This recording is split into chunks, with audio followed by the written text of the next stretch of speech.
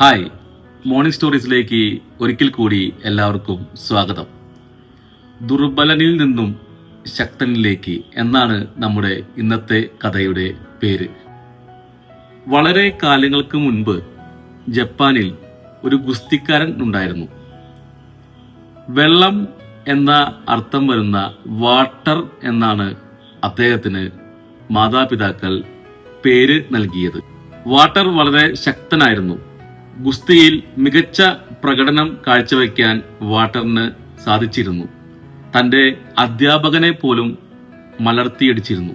എന്നാൽ കോമ്പറ്റീഷനുകളിൽ, അതായത് പൊതുസ്ഥലങ്ങളിൽ വെച്ച് നടക്കുന്ന മത്സരങ്ങളിൽ വാട്ടർ സ്ഥിരമായി തോറ്റിരുന്നു. വാട്ടർ വരുന്നു, വെള്ളം വരുന്നു എന്നൊക്കെ പറഞ്ഞ് കാണികൾ അവനെ കളിയാക്കി. അതോടൊപ്പം തന്നെ വെള്ളത്തിനെ പെട്ടെന്ന് തോൽപ്പിക്കാൻ സാധിക്കും എന്നും അവർ പറഞ്ഞിരുന്നു.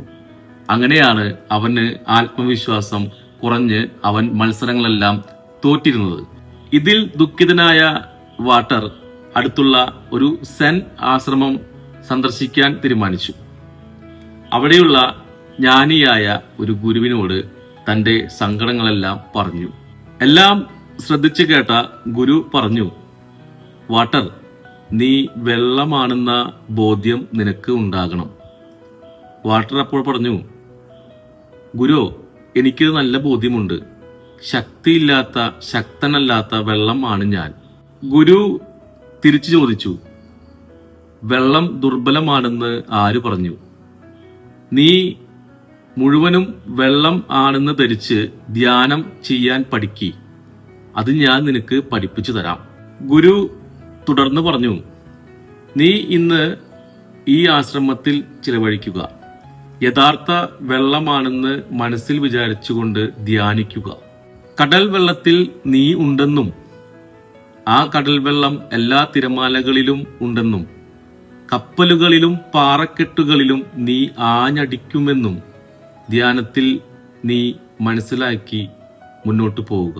ഗുരുവിന്റെ നിർദ്ദേശപ്രകാരം വാട്ടർ ധ്യാനം ആരംഭിച്ചു.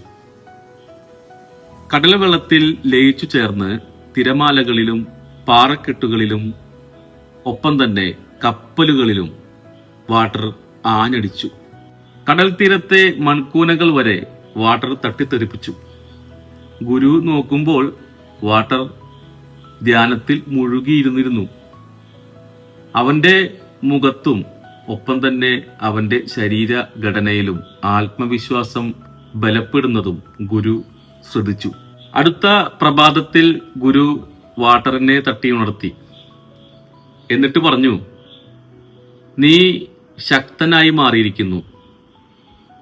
നീ ശക്തനായ വാട്ടർ ആയി മാറിയിരിക്കുന്നു. നിനക്ക് ഇനി ഗുസ്തി മത്സരത്തിൽ എല്ലാവരെയും തോൽപ്പിക്കാം. നീ കടൽ ജലത്തിലെ തുള്ളികളായി മാറിയിരിക്കുന്നു. നീ ഇനി ആഞ്ഞടിക്കും. അങ്ങനെ ഗുരുവിനോട് യാത്ര പറഞ്ഞ് വാട്ടർ ആശ്രമത്തിൽ നിന്നും മടങ്ങി.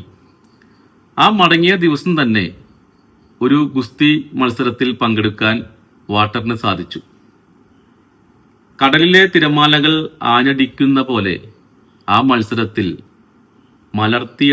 എതിരാളിയെ മലർത്തിയടിച്ച് വാട്ടർ ജേതാവായി. പിന്നീട് ഒരിക്കലും വാട്ടറിന് പരാജയം അറിയേണ്ടി വന്നില്ല. ഇതാണ് നമ്മുടെ ഇന്നത്തെ കഥ. ആത്മവിശ്വാസം അഥവാ കോൺഫിഡന്റ് നമ്മുടെ കഴിവുകളെ പുറത്തെടുക്കാൻ സഹായിക്കുന്നു. നമ്മൾ നമ്മളെ തന്നെ താഴ്ത്തി കെട്ടുമ്പോൾ, അതായത് വാട്ടറിനെ തന്നെ താഴ്ത്തി കെട്ടിയപ്പോൾ ആത്മവിശ്വാസം ചോർന്നു പോകുകയും പരാജയഭീതി ഉണ്ടാവുകയും ചെയ്തു. നമ്മൾ നമ്മളെ തന്നെ താഴ്ത്തിക്കെട്ടരുത്. ധ്യാനം നമ്മുടെ മനസ്സിനെ ശാന്തമാക്കാനും ആന്തരിക ശക്തി ഉത്തേജിപ്പിക്കാനും സഹായിക്കുന്നു എന്ന് ഓർമ്മപ്പെടുത്തിക്കൊണ്ട് നാളെ പുതിയൊരു കഥയുമായി കാണാം. ബൈ.